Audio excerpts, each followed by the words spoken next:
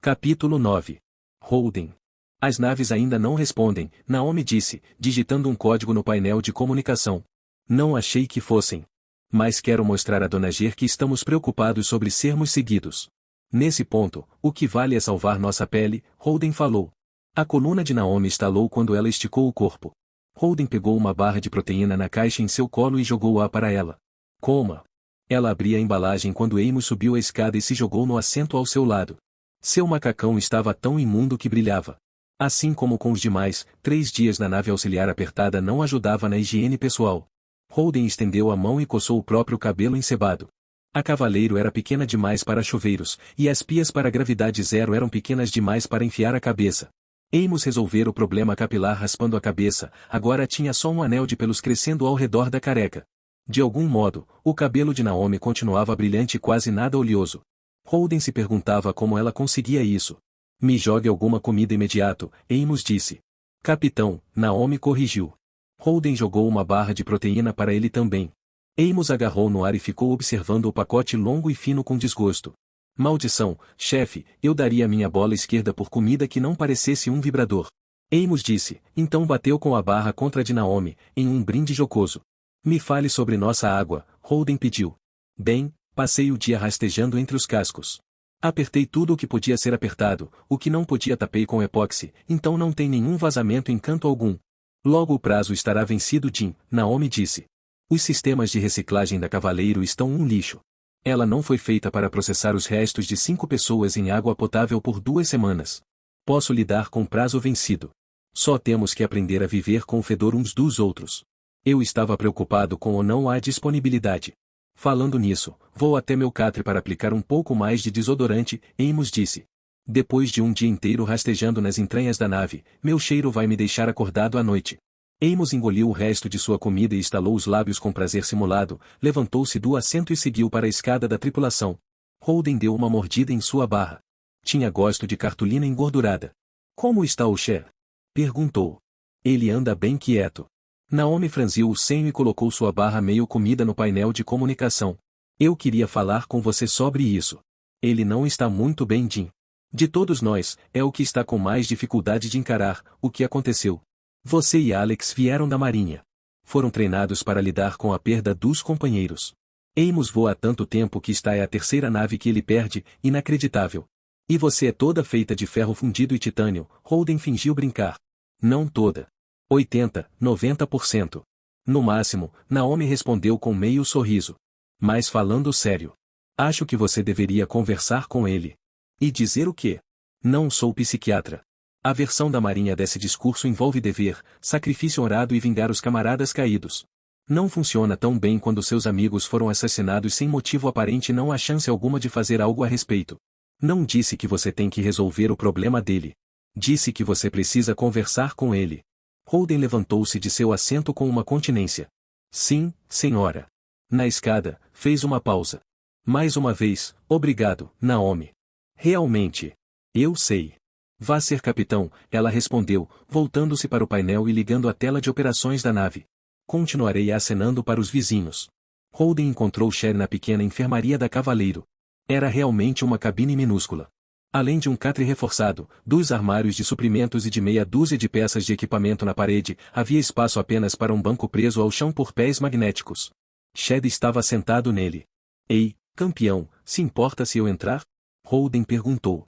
Eu disse mesmo, ei, campeão? Shed deu de ombros e acessou uma tela de inventário no painel da parede, abrindo várias gavetas e encarando os conteúdos. Fingia estar no meio de algo.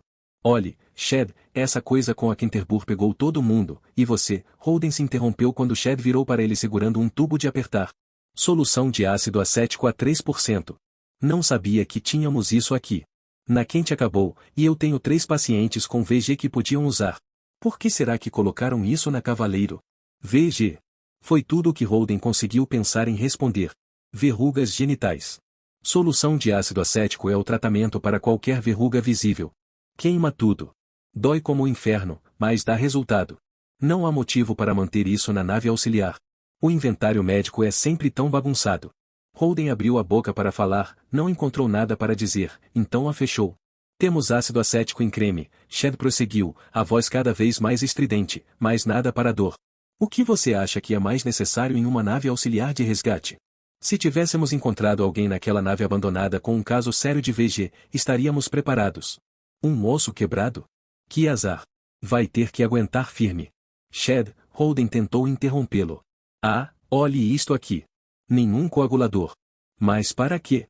Afinal, não tem como alguém em uma missão de resgate começar a sangrar. Encontrar um caso de bolotas vermelhas na virilha, claro, mas sangramento? Sem chance. Quero dizer, temos 4 casos de sífilis na quente neste momento. Uma das doenças mais antigas relatadas, e ainda não conseguimos nos livrar dela. Falo para os caras, as putas na estação Saturno transam com todos os rebocadores de gelo do circuito, então use camisinha, mas eles escutam? Não. Então temos casos de sífilis e falta ciprofloxacina. Holden sentiu a mandíbula escorregar para a frente. Segurou a lateral da escotilha e inclinou-se para dentro do aposento. Todo mundo na quente está morto. Holden destacou cada palavra de forma clara, forte e brutal. Todo mundo está morto. Ninguém precisa de antibiótico. Ninguém precisa de creme para a verruga. Shed parou de falar, e todo o ar saiu dele, como se tivesse levado um soco. Ele fechou as gavetas e o armário de suprimentos, e desligou a tela de inventário com pequenos movimentos precisos. Eu sei. A voz dele saiu baixa. Não sou estúpido. Só preciso de um tempo. Todos precisamos. Mas estamos presos nesta lata minúscula juntos. Serei honesto, vim aqui embaixo porque Naomi pediu, mas, agora que estou aqui, preciso dizer que você está me assustando até a alma. Não tem problema, sou o capitão e este é meu trabalho. Mas não posso deixar que assuste Alex ou Amos. Temos 10 dias até sermos abordados por uma nave de batalha marciana, e isso é assustador o bastante sem que o médico perca a cabeça. Não sou médico, sou só um técnico, Shed disse, a voz muito baixa. Você é nosso médico, ok? Para nós 4 com você nesta nave, você é nosso médico. Se Alex começar a sofrer de episódios de estresse pós-traumático e precisar de remédios para segurar as pontas, ele virá até você. Se estiver aqui embaixo murmurando sobre verrugas, ele vai dar meia volta e seguir até a cabine e fazer um péssimo trabalho. Quer chorar? Faça isso com todos nós. Sentaremos na cozinha, ficaremos bêbados e choraremos como bebês, mas faremos isso juntos, onde é seguro. Nada mais de se esconder aqui. Shed assentiu. Podemos fazer isso? Ele perguntou. Fazer o quê? Holden perguntou. Ficar bêbados e chorar como bebês? Claro que sim. Está oficialmente agendado para esta noite.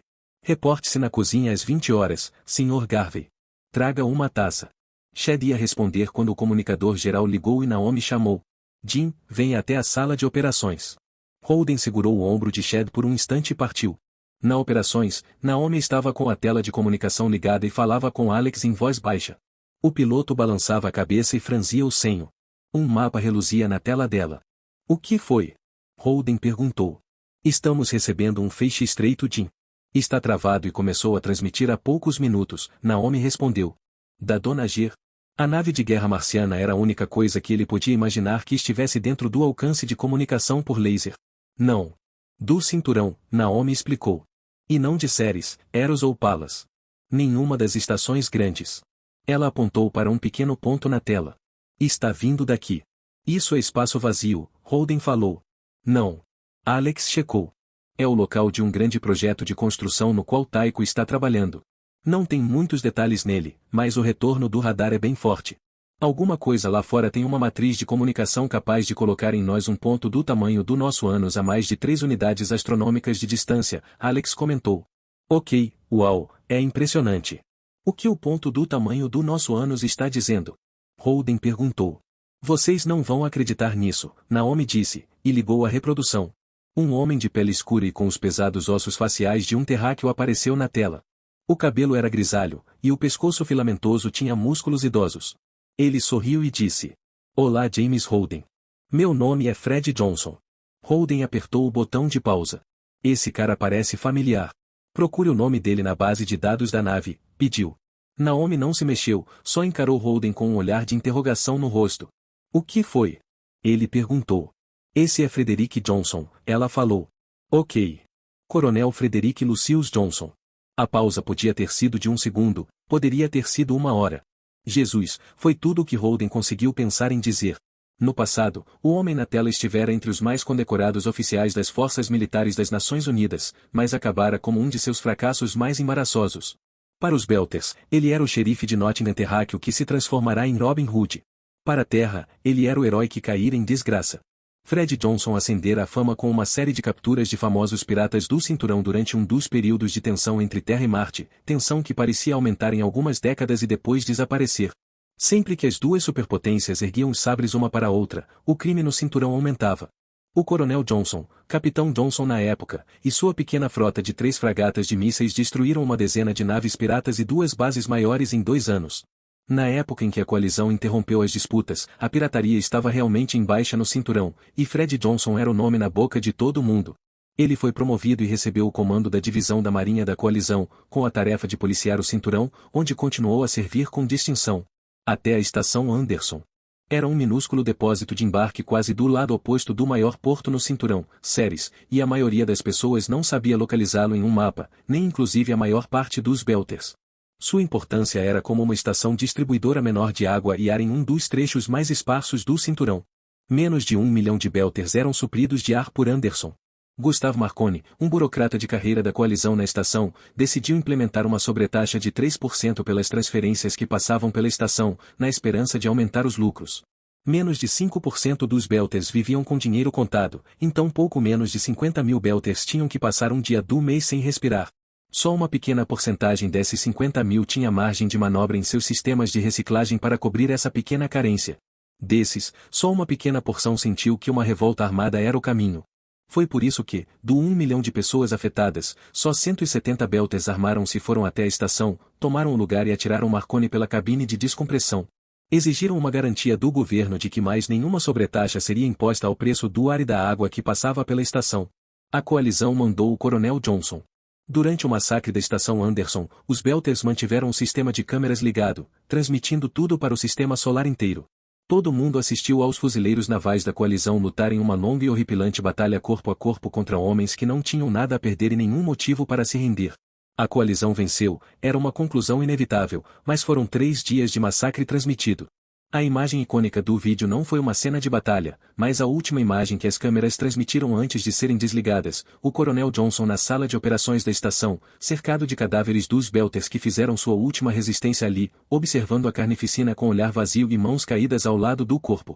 As Nações Unidas tentaram dispensar discretamente o Coronel Johnson, mas ele era uma figura pública muito conhecida.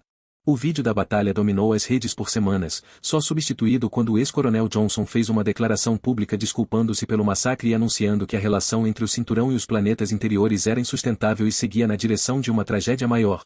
Então ele desapareceu. Ficou quase esquecido, uma nota de rodapé na história da carnificina humana, até a revolta da colônia Palas, 4 anos mais tarde. Dessa vez, os metalúrgicos da refinaria expulsaram o governador da coalizão.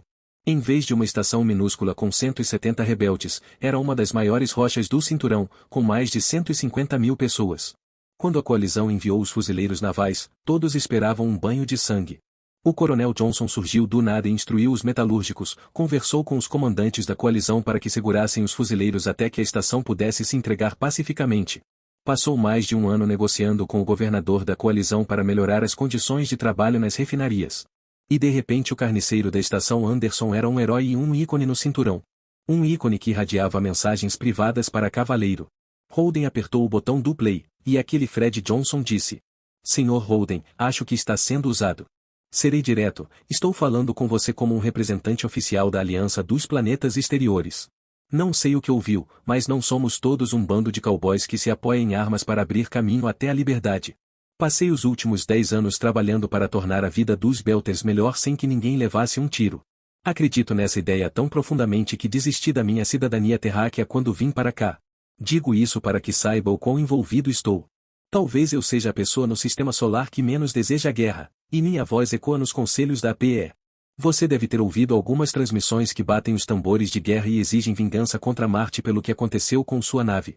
Falei com cada líder de célula da APE. E nenhum reivindica responsabilidade por isso. Alguém está trabalhando firme para começar uma guerra. Se é Marte, então quando vocês entrarem naquela nave, nunca mais dirão outra palavra em público que não seja alimentada por seus manipuladores marcianos. Não quero pensar que seja Marte. Não consigo ver o que eles ganhariam com essa guerra. Então minha esperança é de que, mesmo depois que a Dona G os resgate, você ainda possa ser um ator no que se seguirá. Estou enviando uma palavra-chave. Da próxima vez que transmitir publicamente, use a palavra ubíqua na primeira sentença da transmissão para assinalar que não está sendo coagido. Se não usá-la, presumirei que está sob coação. De qualquer modo, quero que saiba que tem amigos no cinturão. Não sei quem ou o que você era antes, mas sua voz é importante agora. Se quiser usar essa voz para tornar as coisas melhores, farei todo o possível para ajudá-lo. Se for libertado, entre em contato comigo no endereço que segue. Acho que talvez tenhamos muito sobre o que conversar. Johnson desliga. A tripulação estava sentada na cozinha, bebendo uma garrafa de imitação de tequila que Amos surrupiara de algum lugar. Chad bebia educadamente em um copo pequeno e tentava esconder uma careta a cada gole. Alex e Amos bebiam como marinheiros, um dedo no fundo do copo, engolido de uma vez. Alex tinha o hábito de dizer o cara, depois de cada dose. Amos usava um xingamento diferente a cada vez, já estava quase na 11ª dose e até agora não tinha repetido uma palavra. Holden olhava para Naomi. Ela rodopiava a tequila no copo e olhava para trás. Ele se pegou questionando que tipo de mistura genética havia produzido as feições dela. Sem dúvida, havia traços africanos e sul-americanos. Seu sobrenome sugeria uma ancestralidade japonesa que mal era visível, com uma leve dobra epicântica. Ela nunca fora bonita de um jeito convencional, mas do ângulo certo era bem impressionante. Merda, estou mais bêbado do que pensei. Para disfarçar, ele disse. Então o Coronel Johnson agora liga para você. Você se tornou um homem bem importante. Naomi respondeu. Amos colocou seu copo na mesa com cuidado exagerado. Eu pretendia perguntar sobre isso, senhor. Alguma chance de aceitarmos a oferta de ajuda dele e voltar para o cinturão? Não sei o que você acha, mas com a nave de guerra marciana na frente e meia dúzia de naves misteriosas atrás, está começando a ficar bem congestionado por aqui. Alex bufou. Está brincando? Se virarmos agora, estaremos praticamente parados quando a Dona Ger nos alcançar. Aquela nave está a toda velocidade para nos pegar antes das naves Belters. Se começarmos a seguir na direção delas, a Dona Ger pode ver isso como um sinal de que mudamos de lado e acabar com todos nós. Concordo com o Sr. Kamal, Holden falou. Escolhemos nosso curso e vamos em frente com ele. Não vamos perder de vista as informações do contato de Fred tão cedo. Falando nisso, você apagou a mensagem, certo, Naomi? Sim, senhor. Limpei da memória da nave com palha de aço. Os marcianos nunca saberão que ele falou conosco. Holden assentiu e abriu um pouco mais o zíper do macacão. A cozinha da nave começava a ficar muito quente com 5 pessoas bêbadas nela. Naomi ergueu as sobrancelhas ao ver a camiseta dos velhos tempos dele. Envergonhado, Holden fechou o zíper. Aquelas naves não fazem nenhum sentido para mim, chefe, Alex comentou. Meia dúzia de naves voando em missão kamikaze com armas nucleares presas nos cascos podem fazer um estraguinho em uma nave de guerra como a Dona Ger, mas não muito mais do que isso. Se ela ativar a rede de defesa e montar suas armas, pode criar uma zona de exclusão aérea de 1000 quilômetros. Até já poderia ter acabado com aquelas 6 naves com torpedos, só que eu acho que os marcianos estão tão confusos quanto nós sobre quem elas são. As naves sabem que não podem nos alcançar antes da Dona Ger, Holden comentou. E que não podem enfrentar os marcianos em batalha. Então não sei o que pretendem. Amos serviu o resto de tequila nos copos de todos e levantou o seu em um brinde. Acho que vamos descobrir, porra.